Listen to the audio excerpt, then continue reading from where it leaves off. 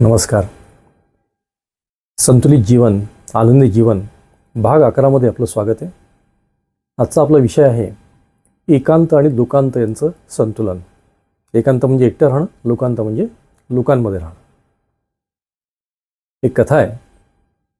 एक माणूस त्याच्या घराच्या बाहेर अंगणामध्ये काहीतरी शोधत असतो. खूप अस्वस्थ असतो, त्याला काही सापडत नसतं. त्याचा मित्र बाजूने चाललेला असतो. तो त्याला विचारतो, अरे काय शोधतेस तू, एवढा तू अस्वस्थ दिसतोयस. तो माणूस म्हणतो, अरे काय झालं, माझी एक किमती अंगठी होती सोन्याची, ती हरवली, ते मी शोधतो. मग मित्र म्हणतो, अरे कुठं हरवली ती. तो म्हणतो, अरे घराच्या आतमध्ये मी बसलो होतो, तर घरातमध्ये हरवली ती. मग तो मित्र म्हणतो, अरे तू हे बाहेर काय शोधतोयस. मग तो म्हणतो, अरे आतमध्ये अंधार आहे, त्यामुळे मी ती बाहेर शोधतो. आपलं सुद्धा असंच होतं का. तर बरेच असं होतं. आपला हरवलेला आनंद खरं म्हणजे आत हरवलेला असतो. आपण शोधतो कुठे, बाहेर. मग हा आतला आनंद आपल्याला शोधायचा असेल तर आपल्याला एकांतात जावं लागेल आणि आतला दिवा लावावा लागेल. आतला दिवा तेव्हाच लागेल जेव्हा आपण एकांतात जाऊ. त्यामुळे आपल्याला जर खरा आनंद पाहिजे असेल तर काही काळ तरी आपल्याला एकांतात घालवायची सवय पाहिजे. बऱ्याच जणांना एकांतात राहायची सवयच नसती. त्याचं कारण असं असतं की त्यांना एकांतात राहायची भीती वाटते. स्वतःचे विचार, स्वतःच्या भावना यांना तोंड देण्याची त्याची तयारी नसते आणि मग कायम दुसऱ्याजवळ राहतात, दुसऱ्याबरोबर राहतात, सतत बोलत राहतात, काहीतरी करत राहतात. असं न करता एकदाच आपण त्या विचारांना, भावनांना तोंड देण्याची सवय जर ठेवली तर आपल्याला एकांतात राहण्याची सुद्धा सवय होते. किती वेळ एकांतात राहावं. दिवसातनं किमान 1 तास तरी आपण एकांतात घालवावा. सगळ्यात चांगली वेळ कुठली. पहाटेची वेळ चांगली. याचं कारण असं, दिवसभरामध्ये आपल्याला एकांत मिळणं तसं कठीण जातं. कोणीतरी येतं, कोणीतरी बोलतं, फोन तरी येतो, काहीतरी होतं.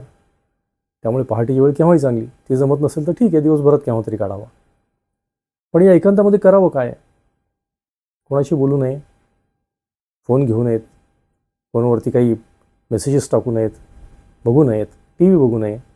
तर अगदी खरं म्हणजे एकांतच असावा. अशा एकांतामध्ये आपली खरी ओळख आपल्याला पटते.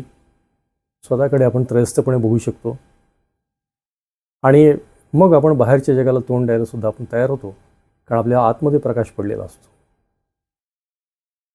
मग हे जरी खरं असलं तर मग दिवसभर एकांतातच राहायचं का. तर तेही काही चुकीचं आहे.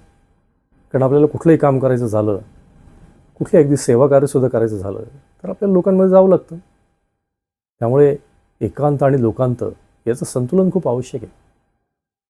जसं आपण पहाटे वेळ काढू शकतो थोडा, तसं रात्री झोपण्याच्या आधी जर आपण थोडं एकांतात गेलो आणि आज दिवसभरात काय काय झालं या घटनांचा आढावा घेतला मनाशी, उद्याचं प्लॅनिंग केलं, काय चुका झाल्या त्यातनं काय सुधारणा करता येईल याचा विचार केला, तर त्यातनं सुद्धा बरंच काही साध्य होऊ शकतं.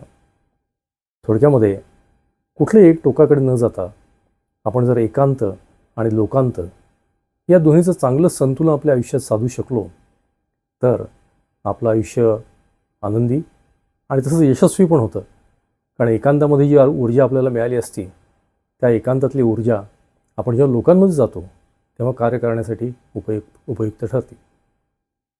तर आजचा असा जो विषय आपला होता तो आता एकांत आणि लोकांत याचं संतुलन. ते एकांत का आवश्यक आहे, तो कसा साध्य करावा, त्यावेळेस काय करावं, या गोष्टी आपण बघितल्या. असे व्हिडिओ जर आपल्याला आवडत असतील तर जरूर लाईक करा, सबस्क्राईब करा. कारण मला असं बऱ्याचदा जाणवतं की लोक बघतायत पण सबस्क्राईब करत नाहीत. तर सबस्क्राईब जरूर करा, म्हणजे पुढचे नोटिफिकेशन येत राहतील.